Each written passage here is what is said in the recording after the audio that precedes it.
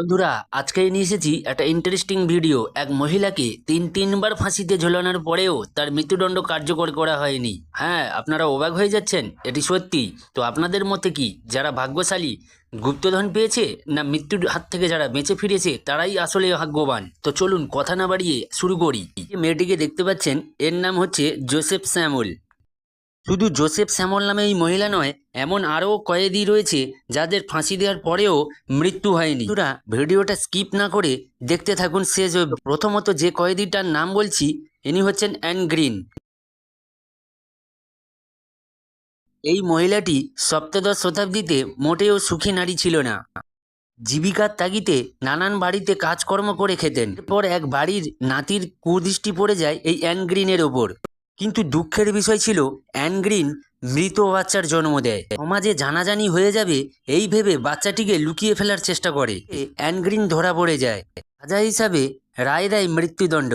গ্রিনকে নির্ধারিত সময়ে ফাঁসির মঞ্চে ঝোলানো হয়। কিছুক্ষণ পর জল্লাদ তাকে মৃত কার্যকর ঘোষণা করে। কিন্তু আশ্চর্যের ব্যাপার, ডাক্তাররা যখন তাকে পরীক্ষা করতে গেল মৃত হয়েছে কিনা, তখন ডাক্তাররা অবাক হয়ে যায়। ডাক্তারেরা দেখে অ্যান গ্রিনের তখনও অবধি পালস চলছিল। তারপর ডাক্তারেরা সব রকম চেষ্টা করে অ্যান গ্রিনকে বাঁচানোর জন্য।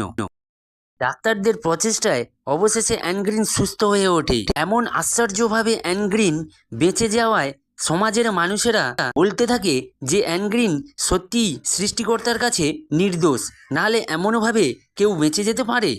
এরপর এই যে ব্যক্তিটি, এর নাম হচ্ছে ওয়েনেসিস ম্যাগুয়েল। এই ব্যক্তিটি সত্যিই মৃত্যুঞ্জয়। কেন বলছি বন্ধুরা? কোনো ব্যক্তিকে খোলা জায়গায় নিয়ে গিয়ে তার দিকে যদি গুলি ফায়ারিং করা হয়, তাহলে কেমন ঘটনাটি ঘটবে? হ্যাঁ, অবশ্যই তার বডি ঝাঁঝরা হয়ে যাবে এবং অবশেষে মৃত্যুবরণ করবে। কিন্তু এমনটি হয়নি। মেক্সিকান বিপ্লবে মুঘলের ভূমিকা থাকায় কোনো বিচার ছাড়াই তাকে মৃত্যুদণ্ড দেওয়া হয়। ফায়ারিং স্কোয়াডকে দায়িত্ব দেওয়া হয়েছিল তার মৃত্যুদণ্ড কার্যকর করার জন্য। ম্যাগুয়েলকে পরপর 9টি গুলি করা হয়। ওই 9টি গুলির মধ্যে একটি গুলি খুবই কাছ থেকে মাথায়তে শ্যুট করা হয়। এটাই সত্য যে এতগুলো গুলি খাওয়ার পরেও ম্যাগুয়েলের মৃত্যু হয়নি। অবিশ্বাস্য ব্যাপার এই যে ম্যাগুয়েলের শরীরে গুলি এমনও অঙ্গ প্রত্যঙ্গ ভেদ করতে পারেনি যাতে তার সঙ্গে সঙ্গে মৃত্যু হবে। আপনারা বিশ্বাস করুন আর নাইবা করুন, ম্যাগুয়েল চিকিৎসা করে পরে সুস্থ হয়ে ওঠেন। কাছ থেকে গুলি খাওয়ার দরুন তার মুখের আকৃতি কিছুটা পরিবর্তন হয়ে গিয়েছিল। বন্ধুরা, 3 নম্বর হচ্ছে রোমেল ব্রুম। রোমেল ব্রুম একজন আমেরিকান অপরাধী। তিনি হত্যা, ধর্ষণ ও অপহরণের জন্য দোষী সাব্যস্ত হয়। 1984 সালে 14 বছর বয়সী ট্রায়না মিডলটনকে অপহরণ করে ধর্ষণ করে, হত্যা করে। এই কারণে বিচারক তাকে মৃত্যুদণ্ড দেয়। মৃত্যুদণ্ড কার্যকর করার জন্য অবশেষে হুকুম দেওয়া হয়। তার শরীরে প্রায় 14 বার ইঞ্জেকশন দেওয়া হয়। 2009 সালে তার মৃত্যুদণ্ড কার্যকর করার কথা ছিল, কিন্তু জল্লাদরা শিরা শনাক্ত করায় ব্যর্থ হওয়ার কারণে অবশেষে স্থগিত থাকে। কিন্তু দ্বিতীয় চেষ্টা করা হয়েছিল 2020 সালে, কিন্তু সাজা কার্যকর হওয়ার আগে জেলেই তার মৃত্যু হয়। এরপর আসে জোসেফ স্যামুয়েল।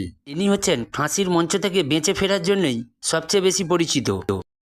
একটি বাড়ি ডাকাতি করার অভিযোগে তাকে গ্রেপ্তার করা হয়। শুধু বাড়ি ডাকাতি নয়, ওই বাড়ির মালিককে হত্যা করে।